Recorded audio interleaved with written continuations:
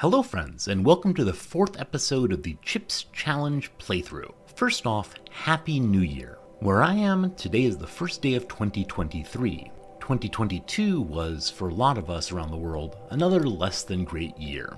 To be slightly saccharine, I'm hoping 2023 turns in a brighter direction for everyone. I'm personally looking forward to a year of consistent Twitch streams and more YouTube videos. I'm hopeful to continue improving my storytelling and editing skills. While these aren't quite New Year's resolutions, they're at least goals for the coming months. Hopefully you have some plans for the year ahead too. Either way, thanks for making my content part of your life and your routines. I really appreciate it. If you've not yet watched the last video in this series, spoilers ahead.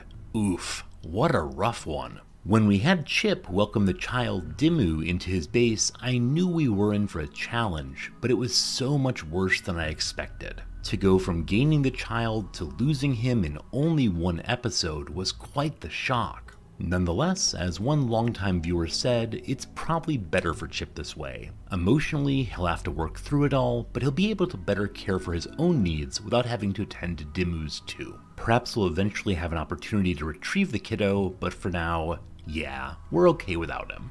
As you recall, we also picked up a new colonist, Bebo. It's great to have a second adult contributing to our base's necessary work, but as another viewer commented, Randy is being awful. Our new colonist is incapable of violence. The base's combat strength continues to be its weakest part. That absolutely won't be a cause for concern in this video, right? Anyway, I think that's all I've got for this week, so as always, thanks for watching and for supporting the channel. Enjoy this video. The imp seized Dimmu and ran off to the north. Chip's gaze remains fixed in that direction, while Bebo tends to his wounds. Both Bebo and Chip have lacerations to show for their attempt to protect the kid, and Grobby does too. Nonetheless, everyone will heal physically before too long. The psychic damage might take a little bit longer. Chip eats while staring ahead silently, and Bebo does what he can to erase memories of the fracas, wiping away bloody streaks, reminders of their failures in protecting the kid. Before long, the two find themselves standing together, considering the burnt-out fire pit. Trying to do anything to improve the mood, Bebo makes a joke about board games. "The pawn is gone, but the king and the bishop remain." Despite himself, Chip chuckles. And then, too soon, far too soon, a howl from the west. It's an Itakin named Hyoya, wielding a knife and snarling. She knows how to use that blade, and with the rain, with Chip's shooting skill, it's going to be a struggle for the colonists. Chip's eyes flash, and he focuses. For the moment, he sets aside the past. What matters is this moment. What matters is defense.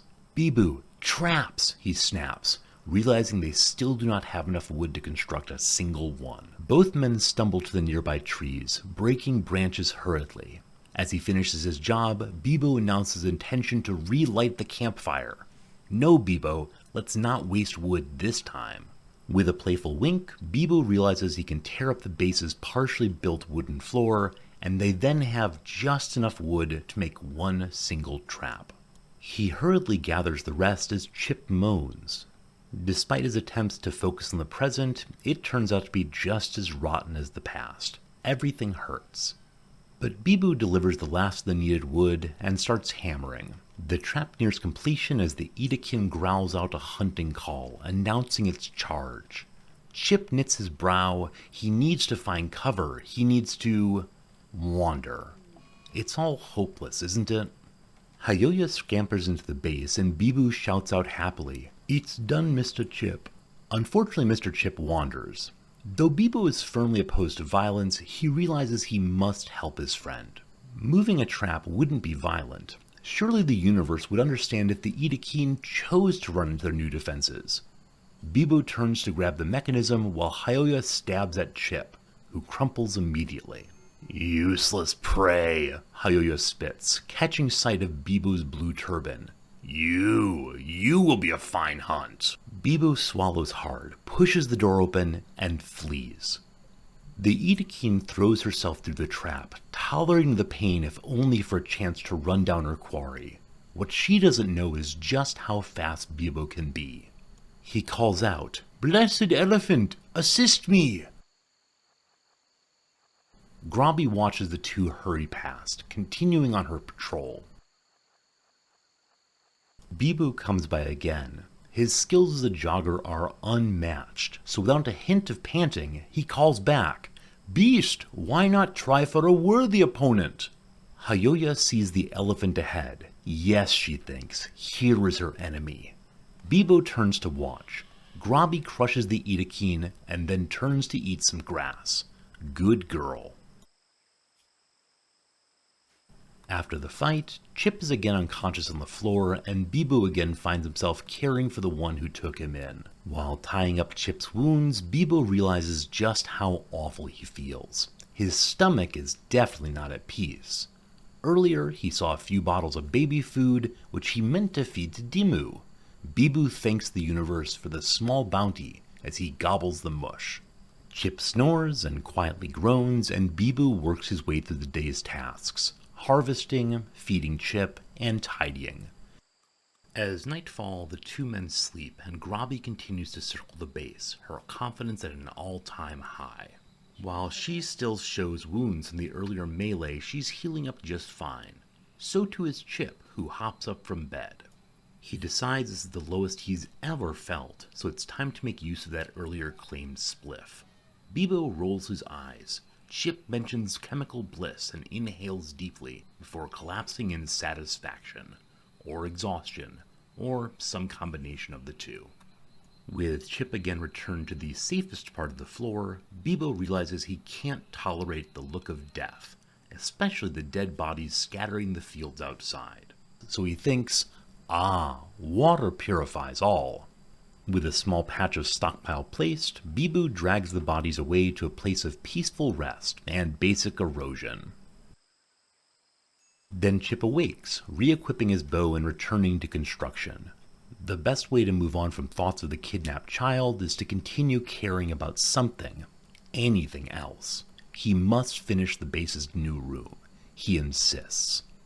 A tad bit later, as the two nap, Bebo has a realization. Though Chip wishes to grow a giant farm full of corn and cloth and rice, that's simply too much work for the moment. Perhaps Bebo could give him a small gift, planting a much smaller field of rice. With this nearby food source, they'd be in much better shape. And speaking of food, Bebo remembers Chip's greatest story of his greatest harvest, 9 consecutive berry bushes. How big of a deal is that, really? Bebo arrives in the field and, yeah, not so easy, is it? Now Bebo has plenty of respect for his base's leader, and quite a bit of fresh food too. Closer and closer Chip comes to completing the kitchen, each brick placed a further tribute to the lost child. And then, after a day of building, time for food. As he eats, he glances down at Bebo, realizing they both would be dead without the other. In appreciation, Chip decides to build a second stool. Perhaps soon they'd sit and eat together, or at least that's the idea. The kitchen finished, and then another trap. What's that scurrying? Chip glances at a nearby rat. Remembering just how awfully he aimed while fighting the imp, he resolves to improve his shooting. The rat keeps running, and so too does Chip. Missing. Missing.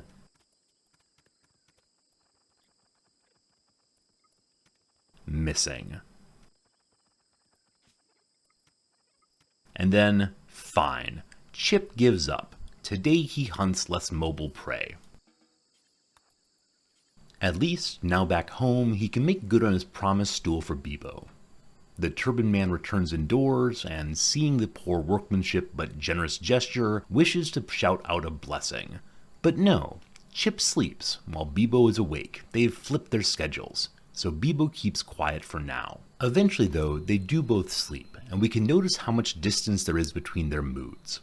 The major difference, while Bebo is delighted with his nudity, Chip is much less so.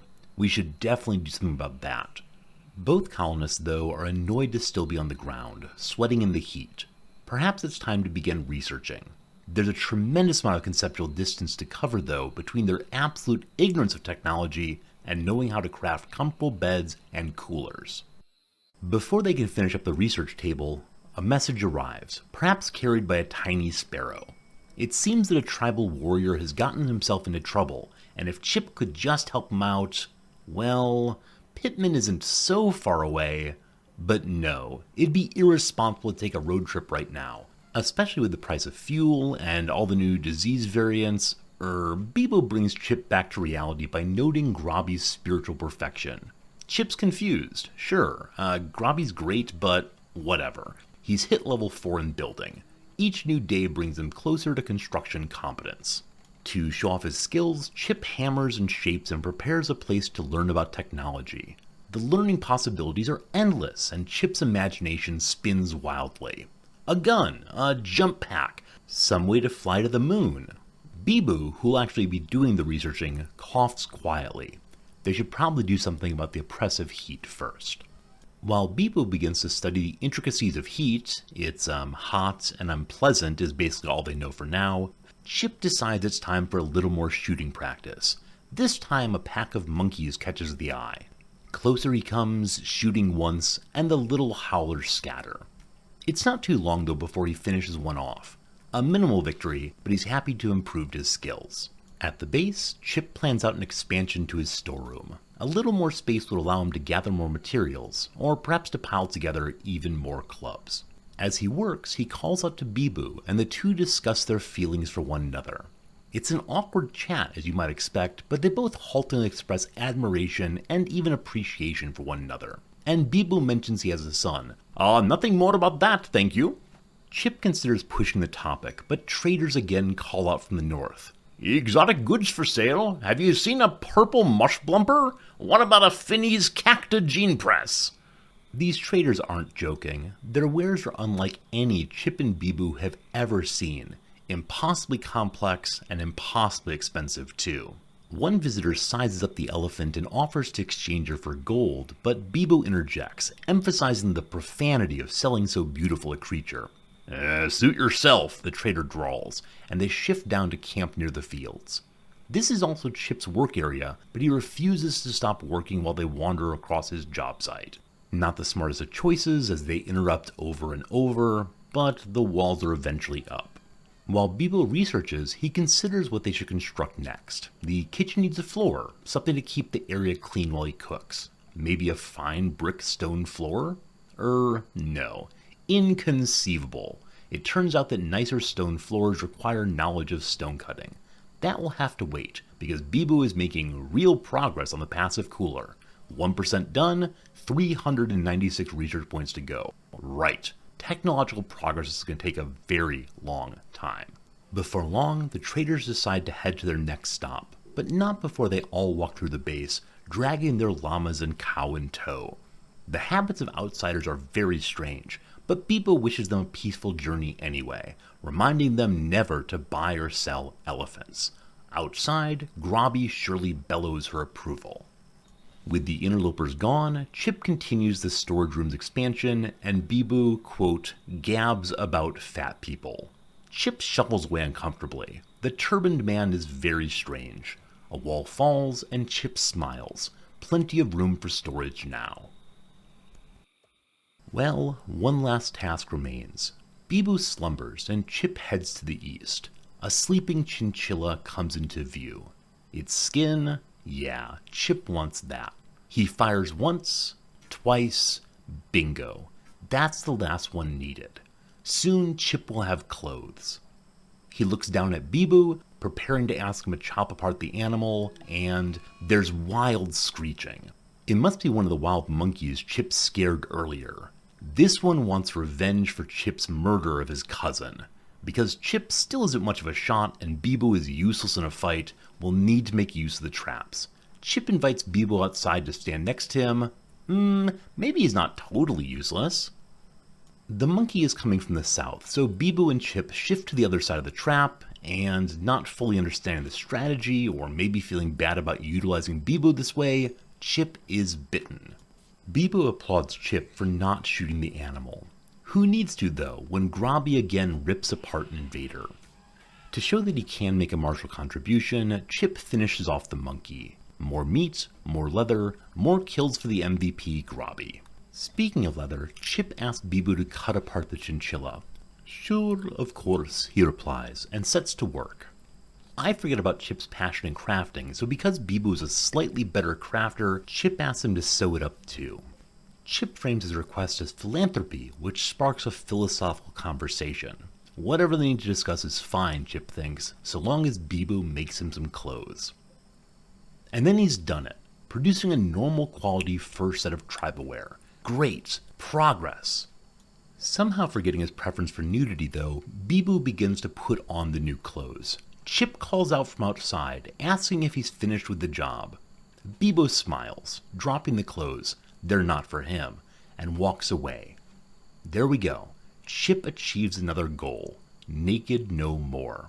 There's still so much to do, but for now in the future, he'll be doing it without looking quite so ridiculous. Thanks so much for watching. If you enjoyed this video, please consider leaving a comment, a thumbs up, or a subscription. Whichever way, we'll see you again real soon.